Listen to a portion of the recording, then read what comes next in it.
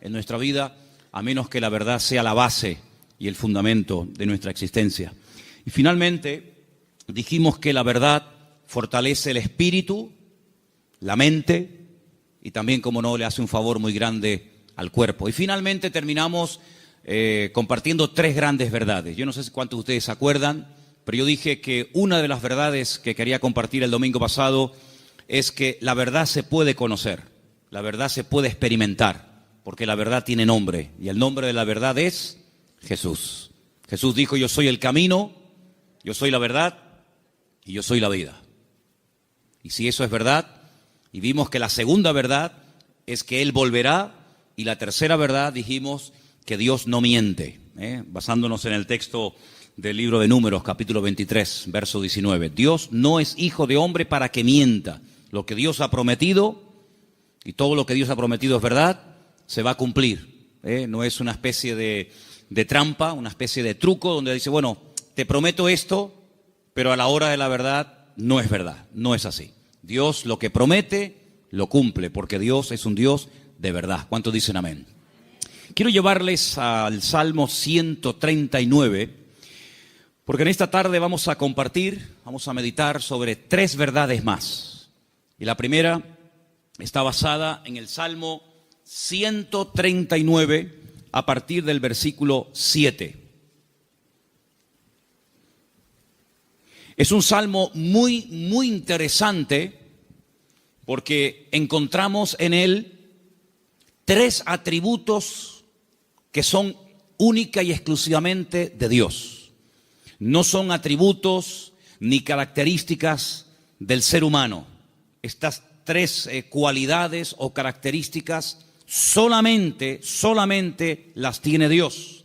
Y en este Salmo 139 aparecen estas 3. Hay salmos que aparece una, en otros salmos aparecen 2, pero en este casualmente, el Salmo 139, podemos encontrar la omnisciencia de Dios. Es decir, Dios todo lo sabe, todo lo conoce, pasado, presente, futuro, Dios lo sabe perfectamente. Y eso lo encontramos en este salmo. Encontramos la omnipresencia de Dios, es decir, Dios está en todas las partes al mismo tiempo. No significa que si está en un lugar se ausenta de otro, sino que la presencia de Dios lo abarca todo. Él está en todas partes, que no es lo mismo que decir en todas las cosas. Eso sería una aberración, decir que Dios está en las cosas. Dios está en todas partes, pero Dios no está en las cosas. Porque si estuviera en las cosas, pues creeríamos en el panteísmo, de tal manera que gente se puede acercar a Dios a través de una oración a un árbol, otros a una estrella, otros a la tierra, etcétera, etcétera. Dios está en todas partes, pero no significa que esté en las cosas de una forma visible, ¿no? Y finalmente, la omnipotencia de Dios. Dios no tiene ningún tipo de limitaciones, ni de espacio, ni de tiempo. Por eso encontramos a Dios con una definición muy breve, pero muy profunda. Es la profundidad de la sencillez de Dios. Que Dios es espíritu. No lo limita el tiempo, no envejece, no caduca. La Biblia ha sido escrita en un lenguaje humano, donde aparecen muchas figuras retóricas para explicar lo que Dios es y lo que Dios hace. Y hay una figura muy común en la Biblia que se llama antropomorfismos, y es utilizar elementos del cuerpo humano para hablar de aspectos o características de Dios. La Biblia dice o habla del brazo del Señor, sobre quién ha creído nuestro anuncio y sobre quién se ha manifestado el brazo del Señor. La Biblia habla de los ojos de Dios, la Biblia habla de la mano de Dios, pero son simplemente eso, antropomorfismos, es utilizar un lenguaje conocido, un lenguaje humano, ¿verdad?, distintas partes del cuerpo, para describir la naturaleza de Dios en la vida de su creación, en la vida de los seres humanos. Hemos oído a veces escuchar como que la naturaleza tiene el libre albedrío de hacer cuanto quiera, y no es verdad. Las leyes de la naturaleza las estableció Dios desde el principio de los tiempos. Fíjense qué curioso que todas las leyes que el hombre ha ido descubriendo con el paso del tiempo Son leyes que estaban ocultas a los ojos del hombre. El hombre no las ha inventado, simplemente las ha descubierto, ¿verdad? Pero son leyes que Dios estableció desde el principio de los tiempos. Y uno de los libros más profundos de la Biblia, que es el libro de Job, encontramos el peso de la tierra, encontramos los nombres de algunas constelaciones y estrellas, encontramos cómo el viento pesa, ¿verdad? Cosa que no se descubrió hasta muchos siglos después, y encontramos muchas cosas muy interesantes acerca de las leyes de la creación. Alguien dijo que lo creado es una manifestación de las ideas y de la voluntad de Dios hechas realidad, ¿vale? Dios hablaba y su palabra se materializaba. Poder que no transfirió al hombre, imagínense. Es un poder simplemente, o es un poder que solamente se limita a él. Dios habla y lo que Dios ordena se materializa, se cristaliza, ¿sí? Sea la luz o sea cualquier otro elemento. Ahora, en el Salmo 139 vemos estos tres atributos de Dios, repito, omnisciencia, omnipresencia y omnipotencia. Y a partir del versículo 7, el salmista se hace una serie de preguntas muy interesantes, pero las hace en forma de sorpresa. Aquí dice: ¿a dónde me iré de tu espíritu? ¿A dónde huiré de tu presencia? Si subiere a los cielos, allí estás tú. Si en el Seol hiciere mi estrado, he aquí, allí tú estás. Si tomare las alas del alba y habitare en el extremo del mar, aún allí me guiará tu mano y me asirá tu diestra. Si dijere: ciertamente las tinieblas me encubrirán, aún la noche resplandecerá alrededor de ti. Aún las tinieblas no encubren de ti, y la noche resplandece como el día. Lo mismo te son las tinieblas que la luz. ¿Cuántos dicen amén? Ahora, en la Biblia encontramos a ciertos personajes que por las circunstancias que estaban atravesando no les quedó más remedio que huir y esconderse de las personas que querían quitarles la vida. Por ejemplo, piensen en Moisés. Cuando él tenía 40 años, dice la Biblia que él, para mediar en una disputa, en una pelea, dice que él se levanta contra un egipcio y lo mata y lo oculta. Pero aparentemente se ve que su crimen, su asesinato no quedó, digamos, oculto. Y al día siguiente alguien le dice: ¿me vas a matar a mí como ayer mataste al egipcio? Y esto le produjo un pánico, le trajo un miedo tan grande a Moisés, que dice que tuvo que huir al desierto. Y se ve que no lo encontraron. Se ve que el faraón, que a lo mejor intentó encontrarlo, fue todo en vano, porque pasó 40 años en el desierto y la Biblia no dice en ningún momento que a Moisés lo localizaron y lo llevaron a Egipto y lo sentenciaron. Por lo tanto, supo huir y se escondió, pero tuvo que huir. Tenemos, por ejemplo, el caso de David. David es un joven que recibe el llamado de Dios, la unción, el respaldo de Dios siendo muy joven. El profeta Samuel derrama sobre él aquel cuerno lleno de aceite que tipificaba la unción que él tendría el día de mañana para ser el segundo rey de Israel. Y dice la Biblia que durante muchos años, David tuvo que huir y tuvo que escaparse y esconderse, porque Saúl estaba obsesionado con quitarle la vida. Y se ve que lo hizo bien, por supuesto, la bendición de Dios también estaba con él, porque Saúl nunca lo encontró, a pesar de que muchas veces estuvo muy cerca de echarle mano, incluso hasta de quitarle la vida. Así que vemos que hay hombres en la Biblia, seguramente hay otros, que tuvieron en momentos puntuales de la vida que huir. Pero lo que me llama la atención es que estas personas huían de hombres y fueron capaces de ocultarse de esos hombres, sea Faraón, sea Saúl, que querían quitarle la vida. Pero lo curioso es que en el primer libro de la Biblia, el libro del Génesis, el primer hombre intenta jugar al escondite con Dios. Porque dice la Biblia que cuando Adán peca, se esconde de Dios, como si Dios no supiera dónde está. Es decir, Adán está tratando a Dios como si fuera un hombre. Así como Saúl no pudo encontrar a David porque sabía dónde esconderse, Y así como Moisés se supo meter en el desierto y no lo encontraron, Abraham creía que se podía ocultar de Dios. Sin embargo, el Señor sabía perfectamente dónde estaba. Me llama la atención que cuando leemos el libro del profeta Jonás, en el capítulo 1, dice la Biblia que él recibe un llamamiento para ir a predicar a una tierra extranjera, a la capital del imperio de Asiria. La ciudad se llamaba Nínive, pero él no quería ir, porque él sabía que si la gente se exponía a la palabra y se arrepentían, Dios los iba a perdonar. Y como él no quería que Dios los perdonara, sino que los castigara y los destruyera, pues dice, no voy a predicarles. Y como no van a tener la opción de arrepentirse, pues que se mueran.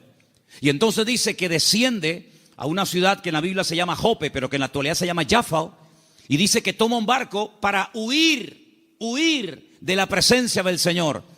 Bueno, hay un momento en el que los marineros le preguntan, ¿qué haces aquí? ¿Cuál es tu nacionalidad? Y dice que los marineros se dieron cuenta de que él intentaba huir de la presencia del Señor. ¿Eso qué significa? Bueno, en ese momento, y hasta siglos más tarde, se creía que Dios donde estaba y donde Dios vivía y moraba era en Jerusalén, en el templo que estaba en el monte Moriah. Y cuanto más lejos me alejara de Jerusalén, y si encima me monto en un barco y me voy mar adentro, pues es como que la presencia de Dios la dejo atrás y Dios pues no me encuentra. Yo estaba leyendo hoy justamente el libro de Jonás y hay una canción que nosotros cantamos en la iglesia, parte del Salmo 118, que dice, desde la angustia invoqué al Eterno y Él me oyó. Y en la oración que Jonás hace desde el vientre del gran pez, pues dice la Biblia que él dice, desde la angustia invoqué al Eterno y Él me respondió. Así que el Salmo 118, Jonás lo sabía perfectamente, pero el 139 se ve que se olvidó. Porque el 139, el salmista dice, ¿a dónde me voy a esconder? ¿A dónde voy a huir de tu presencia? Vaya a donde vaya, sea hacia arriba, sea hacia abajo, sea a la izquierda o sea a la derecha, nunca podré huir de tu presencia, porque él tenía bien claro el concepto de la omnipresencia del Señor. ¿Cuántos dicen amén? Ahora, esta gente huía en el sentido negativo, pero hermanos, esto nos tiene que producir un gozo y una alegría a todos y a cada uno de nosotros enorme, inmensa. ¿Sabéis por qué? Porque vayamos a donde vayamos, no importa las circunstancias en las que nos encontremos, la presencia del Señor siempre, siempre estará a nuestro lado. ¿Cuántos dicen amén?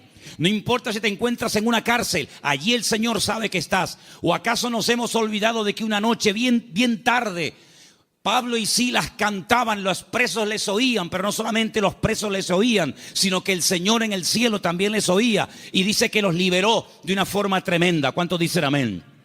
Dice la Biblia que cuando estaba en la tempestad, al día siguiente, cuando llevan ya más de 20 días en ayuno, sin ver estrellas, sin ver sol, perdidos, desesperados en medio del mar Mediterráneo, se levanta el apóstol Pablo y dice, no tengan ningún temor, porque anoche estuvo en mi camarote el Señor y me dijo que si nos mantenemos unidos, nadie va a perder la vida. Luego lo vio en la cárcel y también lo vio en la tempestad. Pero también se acordó de que en el desierto había un viejito llamado Moisés, que hacía 40 años que había huido de Egipto, y el Señor lo encontró.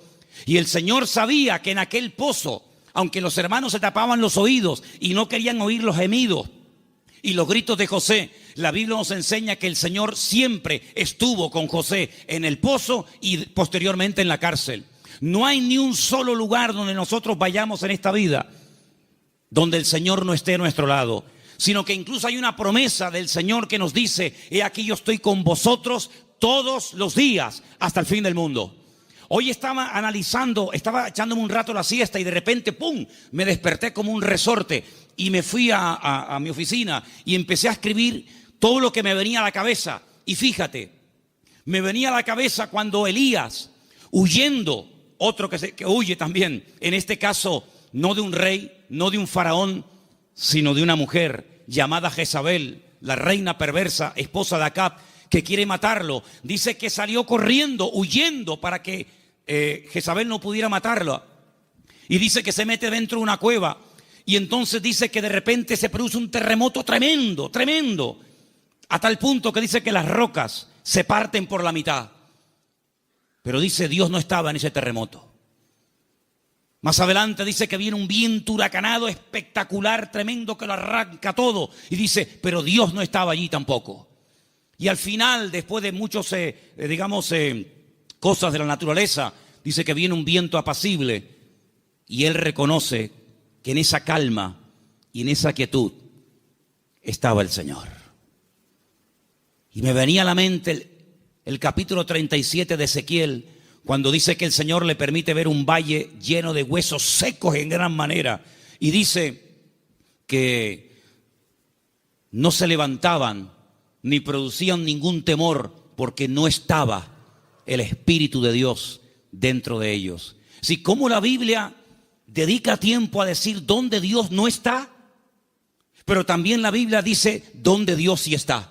Por ejemplo, también apuntaba todas las veces que ocurren tragedias y desgracias en la vida. A continuación añade la Escritura y dice, pero el Señor estaba con José. ¡Qué maravilla!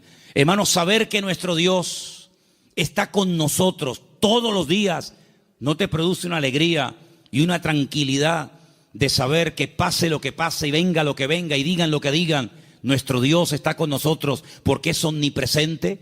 No hay que ir a un lugar específico a visitarlo, como durante siglos y generaciones tenían que hacer las 12 tribus de Israel, que 3 veces al año tenían que viajar cientos o miles de kilómetros para ir a Jerusalén a visitar y a celebrar la fiesta del Eterno, sino que el Señor ha prometido estar con nosotros en cualquier momento, en cualquier lugar, no importa si somos jóvenes, adolescentes, niños o ancianos, no importa si estamos en la iglesia, en la casa, en el trabajo, en un barco, en un avión, en un submarino, no importa. La presencia del Señor siempre estará a nuestro lado y eso significa que la protección del Señor siempre estará con nosotros. Esa es la primera verdad que quiero compartir con ustedes en esta tarde. Y si habéis prestado atención a la lectura, ¿cuál fue la lectura de hoy? ¿Cuál fue? Salmo 121. ¿Cómo empieza el Salmo 121? Alzaré mis ojos a los montes. ¿De dónde vendrá mi socorro? Ay, amigo. Cuando tú estás donde empezaban los peregrinos que iban a Jerusalén a celebrar las fiestas, cuando tú te pones en el principio de ese camino, allí en lo alto en Galilea, y ves un camino estrecho, rodeado de unas montañas gigantescas, y te explican que en esas montañas se ponían los ladrones y las bandas armadas para robarle las ofrendas y los diezmos que iban a llevar al templo a Jerusalén. ¿Cómo nos van a alzar los montes los peregrinos y decir, Señor, ¿de dónde vendrá nuestro socorro? No es que está implorando la ayuda de las montañas, no, porque el versículo siguiente dice, nuestro socorro viene del Señor que hizo los cielos y la tierra. No dará tu pie resbaladero, ni se dormirá el que te guarda. Él guardará tu salida y tu entrada desde ahora y para siempre. ¿Cuántos dicen amén? Hermanos, en estos tiempos en los que estamos viviendo, es importante que nos recordemos cada día el Señor, la presencia del Señor, la cobertura del Señor está a mi lado. ¿Cuántos dicen amén? Dile que está a tu lado, el Señor está con nosotros porque es un Dios fiel. Aleluya. Esa es la primera verdad que tenemos que tener presente en nuestra vida. Primera de Juan 5:18, primer versículo que nos van a leer en esta tarde. Primera de Juan, capítulo 5, verso 18. Presten atención, por favor. Sabemos que todo aquel que ha nacido de Dios no practica el pecado, pues aquel que fue engendrado por Dios le guarda, y el maligno no le toca. El maligno, la promesa que dice, el maligno no le toca. ¿A quién no le toca? Al Hijo de Dios. ¿Y por qué no le toca? Porque está protegido. ¿Por quién? Por aquel que lo engendró. Nuestro Dios no solamente está, sino que está para defendernos, está para guiarnos, está para bendecirnos. No está dormido y hay que despertarlo, como en algún momento el profeta Elías les decía a los profetas de Baal, griten, griten, levanten la voz. Tal vez vuestro Dios está de camino, o está dormido, o cansado, se ha ido de viaje, sino que nuestro Dios está a nuestro lado, pero no de una forma pasiva, indiferente, sino que está a nuestro lado para pelear nuestras batallas y defendernos. ¿Cuántas veces hemos mencionado el pasaje de cuando el profeta Eliseo, no Elías, Eliseo, se encuentra rodeado de enemigos y su criado Giesi se lo comenta y le dice: estamos rodeados, nos van a matar? Y el profeta Eliseo ora para que el Señor le abra los ojos espirituales a su criado incrédulo Giesi, porque le dice: más son los que están con nosotros que los que vienen contra nosotros. Y entonces él pudo ver por los ojos de la fe cómo la presencia del Señor estaba alrededor de aquella casa, y aquellos que venían a matarlos al final quedan ciegos y ellos los tienen que guiar hasta salir de la ciudad. Hermanos, ese es nuestro Dios, un Dios que ha prometido estar con nosotros todos los días. Estemos también nosotros con Él todos los días. ¿Cuántos dicen amén? Segunda y gran verdad que quiero compartir en esta tarde: el poder inmenso, ilimitado del nombre del Señor Jesucristo. Marcos capítulo 16, versículo 17 al 18. Presten atención, por favor. Y estas señales seguirán a los que creen. En mi nombre echarán fuera demonios, hablarán nuevas lenguas, tomarán en las manos serpientes, y si bebieren cosa mortífera no les hará daño. Sobre los enfermos pondrán sus manos y sanarán. Todo cuanto se menciona ahí con una connotación milagrosa, echar fuera demonios, hablar lenguas, orar por los enfermos, etcétera, etcétera, todo va precedido por el nombre de Cristo. En mi nombre, en mi nombre, en mi nombre. El Señor Jesucristo nos enseña en la palabra que cuando oramos los creyentes tenemos que orar en su nombre. Firme la oración. No oramos en nuestro nombre. No nos acercamos a Dios con nuestros méritos, sino que oramos en el nombre del Señor Jesucristo. Y en el libro de Filipenses, el capítulo 2, nos da una pincelada, una explicación del poder tremendo de ese nombre. Presten atención. Después de humillarse, después de despojarse de toda su gloria y dignidad, después de haberse hecho siervo y estando en la condición de hombre, se humilla hasta lo sumo y muere de una forma terrible, como era la muerte de cruz, y haciéndose obediente hasta la muerte. A continuación de eso dice: por lo cual Dios lo exaltó hasta lo sumo, a lo máximo, y le dio un nombre sobre todo nombre.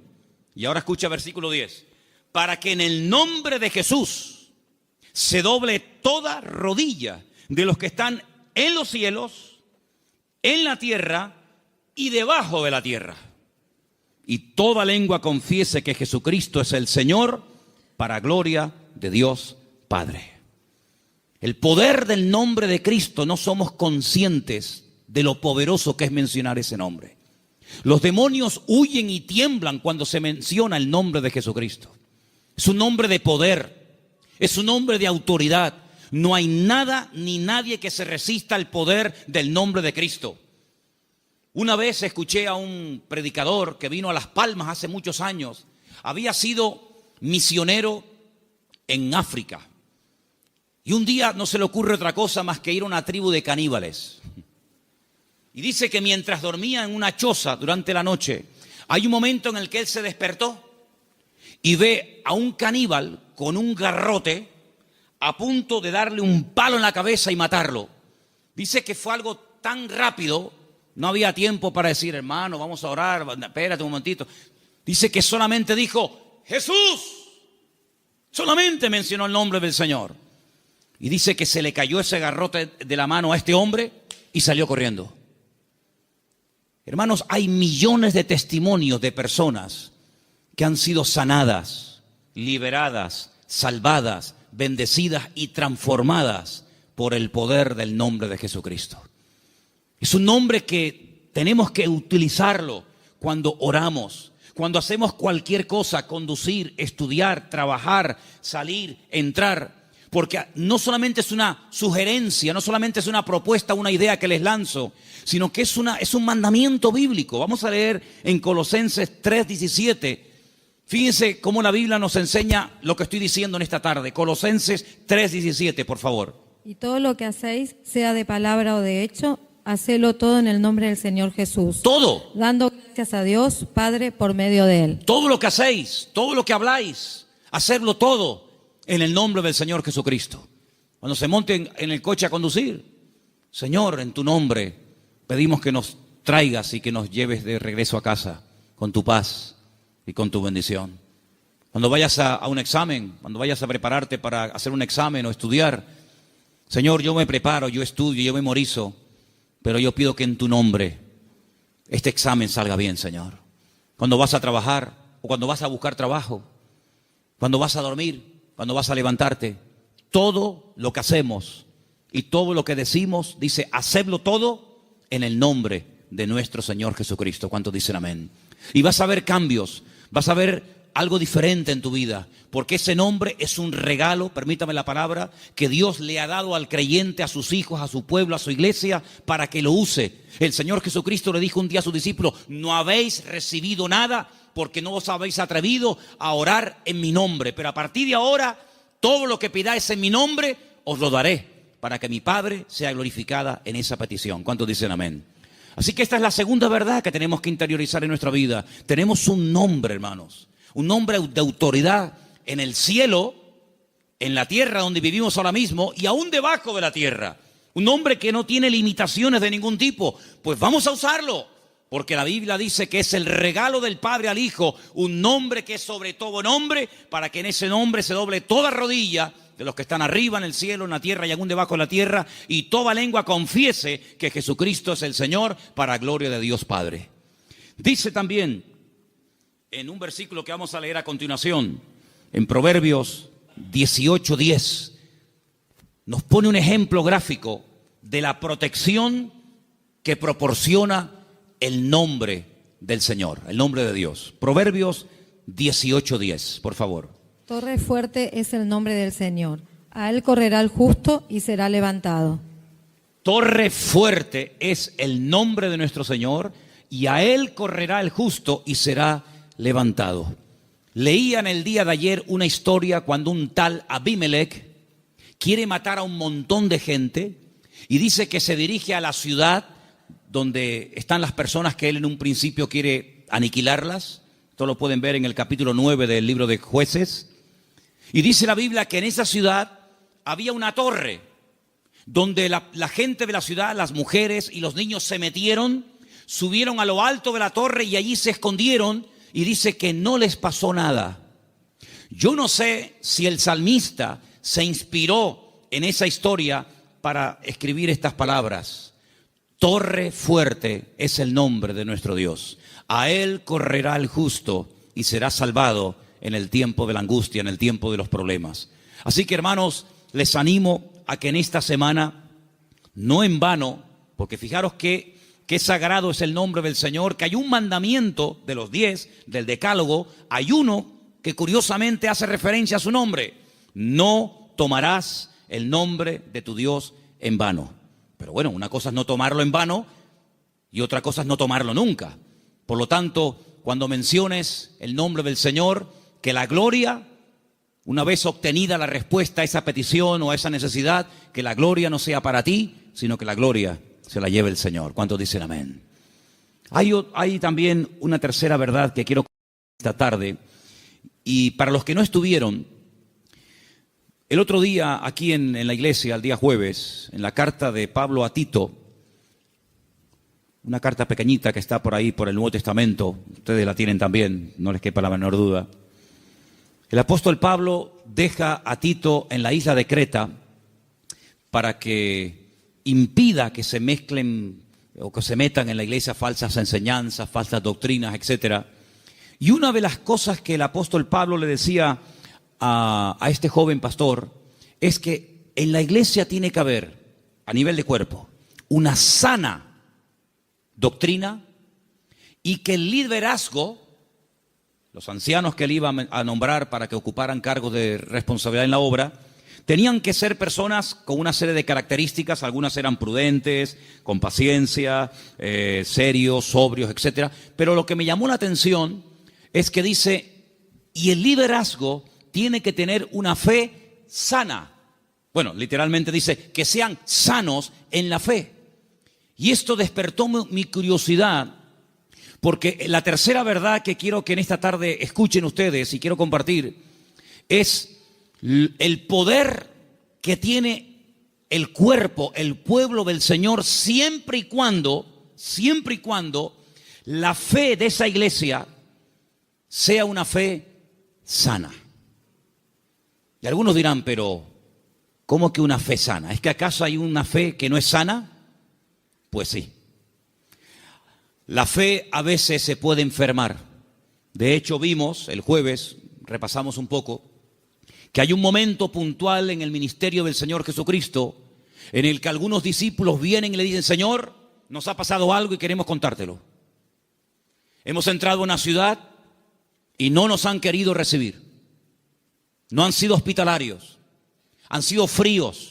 Incluso nos han pedido que nos marchemos de la ciudad, que no quieren saber nada de ti, de tu ministerio ni de tus palabras. Y le dicen ellos al Señor, y uno de ellos era nada más y nada menos que Juan. ¿Quién lo diría?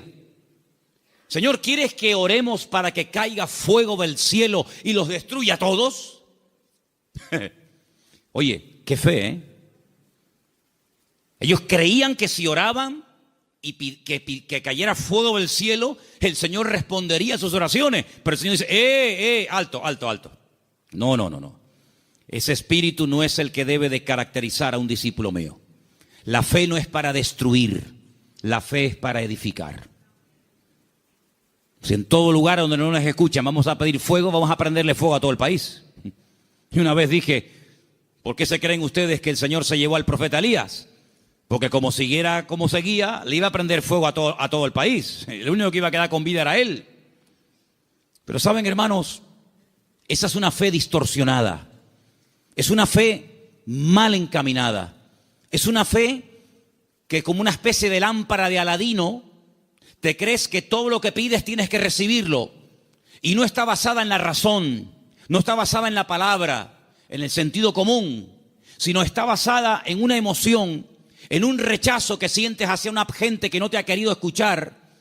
Y es una fe que no tiene nada que ver con una fe sana, que es la fe que tiene que tener el creyente. Es una fe totalmente distorsionada, una fe que no es la que yo quiero que ustedes tengan. Luego Pablo también hablaba de que había gente que tenía fe fingida. Fe fingida.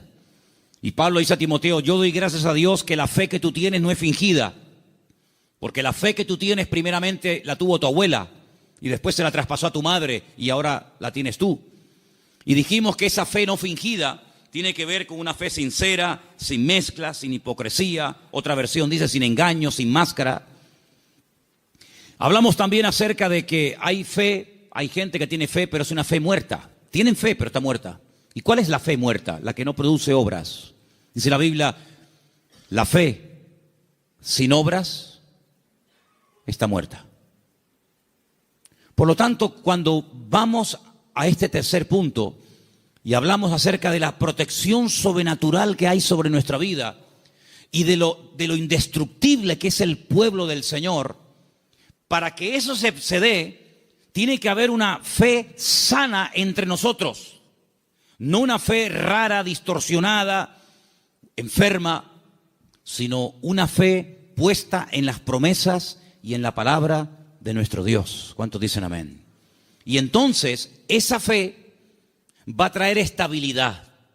Esa fe va a traer una revelación del verdadero Dios al cual tenemos que honrar, adorar y servir.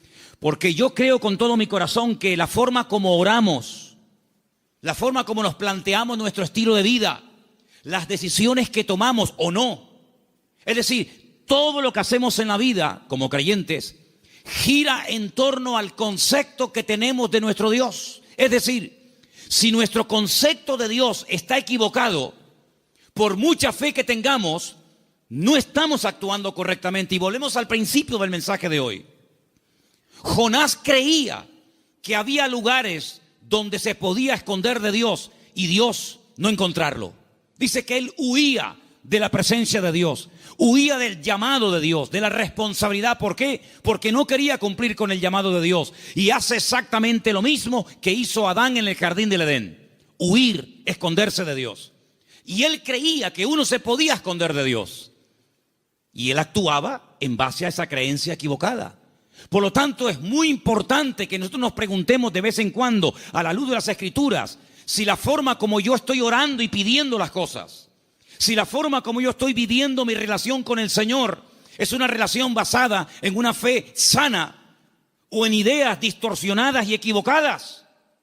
Porque hay personas que se imaginan que Dios, como acabo de decir, es esa especie de lámpara de Aladino que frotamos y Dios tiene que estar a mi servicio las 24 horas del día y Dios tiene que complacerme en todo lo que le pido y en todo lo que quiero. Y no es así. Hay momentos en los que puedes tener una fe tremenda y Dios decir a tu oración, no. Puede ser que tengas una sinceridad y un deseo tremendo de hacer algo para el Señor, genuino, bíblico, correcto, pero a ti no te corresponde hacer esa operación, hacer ese trabajo. Como por ejemplo el rey David, que quería construirle una casa a Dios. Y Dios le dijo, tú no la vas a edificar, la edificará la siguiente generación en la persona de tu hijo Salomón. Hay momentos en los que el mismo apóstol Pablo quería ir a ciudades a predicar el evangelio. ¿Será bíblico predicar la palabra? Por supuesto. Es un mandato del Señor, claro, id por todo el mundo y predicar el evangelio.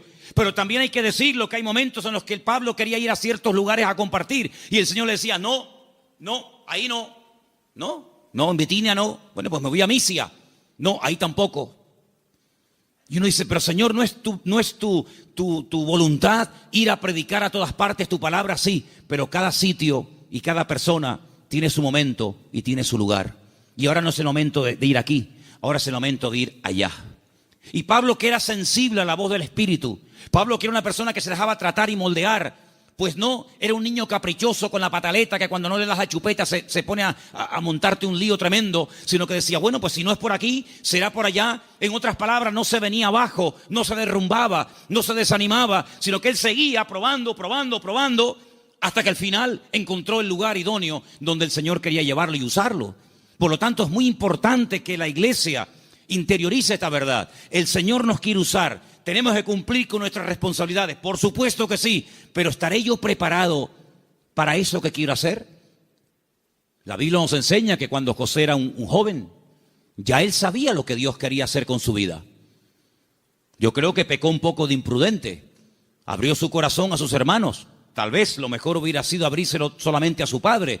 Pero él le abrió su corazón a sus hermanos, le contó los sueños que había tenido y se buscó la ruina de su vida. Bueno, después al final, lógicamente, sabemos que el Señor utilizó todo aquello y lo convirtió en algo positivo, ya lo sabemos.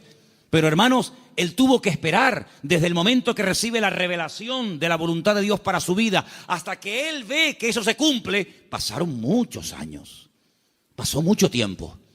¿Por qué? Porque el Señor tenía que tratarlo, y tenía que prepararlo, y tenía que capacitarlo.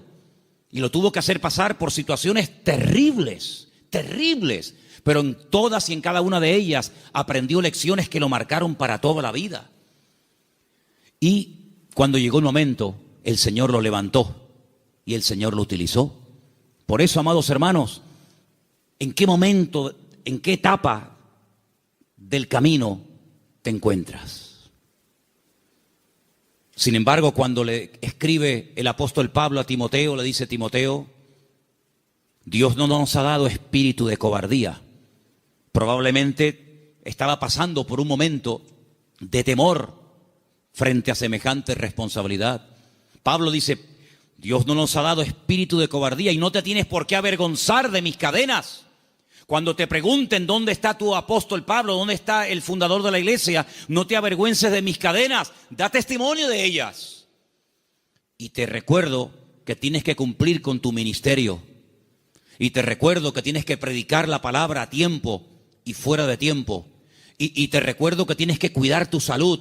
Y te recuerdo que no le des lugar a los comentarios de la gente que te menosprecian por la edad que tienes, etcétera, etcétera, etcétera. En otras palabras, ¿por qué Él exige que sufra? Sufre, pelea, predica, con ganas y sin ganas, a tiempo y fuera de tiempo. ¿Por qué? Porque sabe que está en una etapa de la vida en la que a Él se le puede exigir, pero a otras personas Pablo no les exigía tanto. ¿Por qué? Porque no habían llegado al nivel y a la madurez que Pablo entendía que Timoteo ya tenía.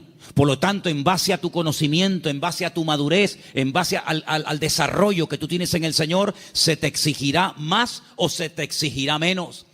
Pero todo creyente que forme parte del cuerpo de Cristo, el cual llamamos iglesia, tiene que asumir las responsabilidades que le corresponda. Y yo, por ejemplo, en esta tarde, tengo aquí una pequeña lista de cosas en las cuales todos sí podemos, a pesar de que lleven poco tiempo o mucho tiempo, todos sí podemos cumplir con ellas. Por ejemplo, con la puntualidad. Yo doy gracias al Señor de que en esta iglesia, salvo raras excepciones, siempre se empiezan los cultos a su hora. ¿Sí o no? ¿No? ¿Dicen que no? Hemos estado en algunas iglesias donde el culto se ha empezado media hora tarde. Y durante la predicación aún sigue entrando gente. Y decirnos a algunos miembros de la iglesia, en esta iglesia siempre ha sido así. Es imposible empezar un día a tiempo. Bueno, yo doy gracias al Señor de que por lo menos en eso no somos malos, ¿no? Sino que generalmente solemos ser puntuales. Cuando se propone o se expone a la congregación un proyecto, una idea o algo, generalmente un altísimo porcentaje de la congregación responde apoyando pues dicha actividad o proyecto o lo que sea. En otras palabras, hermanos, la iglesia va a crecer en la medida en la que tú crezcas. La iglesia, cuando hablamos de iglesia, ¿qué es la iglesia? La iglesia eres tú, y tú, y tú, y cada uno de nosotros. Y la iglesia, ese concepto a veces tan abstracto, como dice la iglesia ¿qué es? Pues la iglesia eres tú. La iglesia tendrá la madurez de todos y cada uno de nosotros. Pero esa madurez, ¿dónde la aprendemos? ¿Aquí o ya venimos con ella de casa? Después del culto hoy, queremos reunirnos unos poquitos minutos con los padres de los chicos que en este momento, ahora mismo, están en la escuela dominical. ¿Por qué? Porque una de las cosas que tenemos que entender es que la iglesia, por ejemplo, los domingos, la escuela dominical, es un refuerzo a lo que teóricamente los niños ya aprenden de sus respectivos padres en el hogar. ¿Cuántos dicen amén? Es decir, si ustedes no oran a la hora de la comida, difícilmente, por más que se lo enseñen ahora mismo las hermanas que están allí con esos niños, que hay que orar dándole gracias al Señor por la comida que entra por nuestra boca, si después durante la semana, que es muy larga, hasta el próximo domingo, no ven a papá y no ven a mamá orando un momentito, dándole gracias al Señor por los alimentos, pues le vamos a hacer al niño, perdonen la palabra, un cacao, porque le estamos enseñando algo en la iglesia que luego ustedes no lo apoyan. Es decir, que lo que aprendan aquí, luego vean la práctica en el hogar. ¿Cuántos dicen amén? Si, por ejemplo, un niño un día en una escuela dominical tiene una clase donde, por ejemplo, no sé, se le habla del perdón, pues que cuando lleguen momentos puntuales, pues que el niño vea que en casa la asignatura del perdón se aprueba con sobresaliente y no siempre con suspenso. Y simplemente quiero ponerles un ejemplo. Porque la tercera verdad que estoy tratando de compartir esta tarde es la importancia de la iglesia en el mundo y cómo la iglesia es indestructible siempre y cuando cumpla con los requisitos bíblicos establecidos por el Señor en su palabra. ¿Dónde aprendió José a perdonar, a reconciliarse, a llevarse bien con otras personas? ¿Dónde lo aprendió? ¿En Egipto? ¿En Egipto lo aprendió? No, lo aprendió en el hogar, lo aprendió en casa. Yo no sé, supongo que sí, ya es especular. Si algún día Jacob, que era su padre, explicó en casa el motivo por el cual se iban de un país a otro. Me imagino que sí. Yo me imagino que un día Jacob habrá juntado a Raquel, a Lea, a sus hijos y les habrá dicho: chicos, nuestro tiempo se ha terminado con el tío Labán. Volvemos a Canaán. Y quiero contarles algo. Hace 22 años salí de mi tierra y ahora volvemos. Pero hay una pequeña cosa que tengo que comentarles. Yo no vine aquí porque quería en el fondo venir. Yo vine aquí casi forzado por las circunstancias. Vine aquí porque el tío Esaú, vuestro tío, mi hermano, me quería matar. Y ahora volvemos y no sé lo que nos vamos a encontrar. La Biblia dice que él toma una serie de medidas, muy particulares por cierto. Fue haciendo diferentes grupos, a las que menos amaba o con las que menos tenía, no sé, feeling, las fue poniendo por delante y él lógicamente se quedó atrás, con la que él realmente quería y con sus hijos. Y le llega la noticia de que el tío Esaú viene con 400 hombres armados hasta los dientes. Y entonces él se va a la montaña a orar. Y es allí cuando tiene un encuentro con el Señor que lo cambió para toda la vida. Y es allí donde pelea con un ángel. Y dice la Biblia que allí donde Dios le cambia el nombre de Jacob por Israel. Y al día siguiente llegó el momento de la verdad, amigo. Llegó el momento de a ver qué pasa. O se acaba todo o empieza todo. Y allí se va José con su padre, con sus hermanos. Y allí dice la Biblia que Jacob y Esaú se abrazaron, se perdonaron, se reconciliaron y todo se solucionó. Y allí estaba José. La primera vez en su vida que veía al tito Esaú. La primera vez en su vida que veía algo tan impactante que sin lugar a dudas lo marcó. Porque esa reconciliación entre el tío y su papá lo marcó de tal manera que años más tarde, cuando él es vendido por sus propios hermanos, cuando él se da a conocer a ellos y les revela su identidad y les dice: yo soy José, no tiene ni la más mínima gota de rencor, de remordimiento en su corazón, porque él aprendió de una forma objetiva lo que era el perdón y la reconciliación en su familia. ¿Y qué es lo que hace? Él después proyecta en los demás lo que en el hogar aprendió de una forma práctica. Por eso, amados hermanos, es muy importante que lo que ustedes aprenden en los cultos, lo que los niños aprenden en la escuela dominical, luego durante la semana, se van a presentar muchas oportunidades para orar, para pedir perdón, para saber cómo reaccionar ante una situación. Y entonces ahí donde tenemos que trabajar en equipo, porque la iglesia que entiende que no somos solamente iglesia cuando nos reunimos aquí en Garcilaso de la Vega, número 13, y cuando apagamos la luz y arrancamos los coches y cada uno se va a su casa, dejamos de ser iglesia. No, seguimos siendo iglesia. Seguimos siendo iglesia. No en un lugar físico como este. La iglesia ahora se divide para multiplicar. La iglesia que se divide dentro es una ruina. Pero la iglesia que fuera, cuando termina el culto, se divide y se lleva la bendición de Dios, se divide, entre comillas, para después multiplicar y para extender la luz del evangelio fuera. ¿Cuántos dicen amén? Por eso es muy importante que nosotros nos preguntemos y nos analicemos de vez en cuando cómo va el nivel de nuestra fe. Quiero ponerles un pequeño ejemplo de la Biblia, donde dice la palabra que un padre desesperado, un padre con un problema con un hijo que nada ni nadie puede solucionar, fue un día con toda la fe y con toda la sinceridad del mundo a pedir ayuda al Señor, pero el Señor no estaba. La Biblia dice que el Señor había pasado la noche en oración con 3 de sus discípulos en la montaña. Pero bueno, ya que estoy aquí, aprovecho para que por lo menos los discípulos del Maestro oren por mi hijo. Y fue un fracaso. No resultó. La palabra dice que cuando el Señor baja de la montaña, este padre va al Señor por fin y le dice: he traído mi hijo a tus discípulos y no han podido hacer absolutamente nada. Si tú puedes hacer algo. Increíble. Y el Señor le dice: si tú puedes creer más bien. Y es cuando pide ayuda: Señor, ayuda a mi incredulidad. Menguó en la fe. En unas horas la fe pasó de creer que mi hijo tiene remedio a decir: si puedes hacer algo. Eso no es una fe sana. La fe sana es la que aguanta la prueba. La fe sana es la que se extiende. La fe sana es la que sabe reaccionar cuando dice el Señor no. Porque cuando dice el Señor sí, la fe se amolda y se adapta muy bien. Pero cuando el Señor dice no, es donde verdaderamente se prueba la fe. Por eso dije el jueves, y quiero volver a repetirlo porque para mí fue algo muy importante, y es que una fe que no va acompañada de paciencia se convierte en tormento. Por eso hay gente que dice: yo he orado, y como tú dices, Manolo, en el nombre de Cristo, y tengo fe, y lo creo, y además creo que es bíblico lo que estoy pidiendo, pero Dios no me responde. Pero es que la fe sin paciencia se puede llegar a convertir en un tormento. Por eso una fe sana es la fe que va acompañada de paciencia. Y de ahí que el salmista diga, y volvemos a mensajes de la semana pasada: encomienda al Señor tu camino, confía en Él y Él hará cuando lo crea oportuno. ¿Cuántos dicen amén?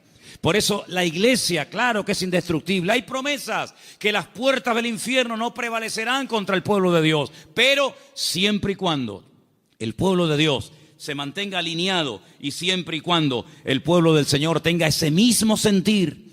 Permítame llevarles al libro de Filipenses, por favor. En la carta del apóstol Pablo a los Filipenses, y mientras la buscan, decirles, amados hermanos, que esta carta se escribió desde la cárcel en Roma. En el capítulo 4 de la carta de Pablo a los Filipenses, ustedes van a encontrar que el apóstol Pablo está hablando de gozo, de regocijarse. Y uno dice, pero ¿cómo es posible que en semejantes circunstancias el apóstol Pablo escriba una carta cuya palabra más repetitiva es la palabra gozo y alegría? Bueno, pues porque el gozo del creyente, la estabilidad del creyente, no depende de si está en libertad o privado de libertad, sino depende de una fe sana depositada en los brazos del Señor. Pero en medio de la carta, cuando él está explayándose, dando unas explicaciones extraordinarias sobre todo esto, llegamos al versículo 2, Filipenses 4:2, donde él hace un ruego, una tarea que les pongo: escriban en un papel todas las veces que Pablo le rogó a alguien algo. No lo hace mucho, pero aquí tienen un ejemplo. Este no vale, tienen que buscar otro. Le ruega a Evodia y a Síntique que sean, ¿qué? De un mismo sentir en el Señor. Evodia y Síntique eran unas hermanas de esta congregación, eran creyentes, fieles asistentes a la congregación, que no les está haciendo un llamado para que acepten al Señor en su vida y se conviertan. No, ya son creyentes, son hermanas de la congregación, pero entre ellas hay algo. No son de un mismo sentir. Algo pasó entre estas hermanas que a Pablo le perturba. Y Pablo, hay un momento en el que hace un paréntesis en el desarrollo del tema de la carta de Filipenses y dice: ruego a Evodia y a Síntique que sean de un mismo sentir en el Señor. Porque una iglesia, como un matrimonio que tiene un mismo sentir, es algo indestructible. ¿Cuántos dicen amén? Pero una iglesia donde uno dice arriba y otro dice abajo, uno dice a un lado y otro dice a otro, donde uno dice no, oremos, otro, no, ayunemos, no, discipulemos, no, evangelicemos, salgamos, no, quedemos, no. Difícilmente esa iglesia puede ser una iglesia bendecida y una iglesia que impacte a la gente que lo rodea. Pero cuando hay un mismo sentir en el Señor, cuando el capitán de la nave es el Espíritu de Dios y la cabeza de la iglesia es el Señor Jesucristo, esa iglesia puede avanzar, esa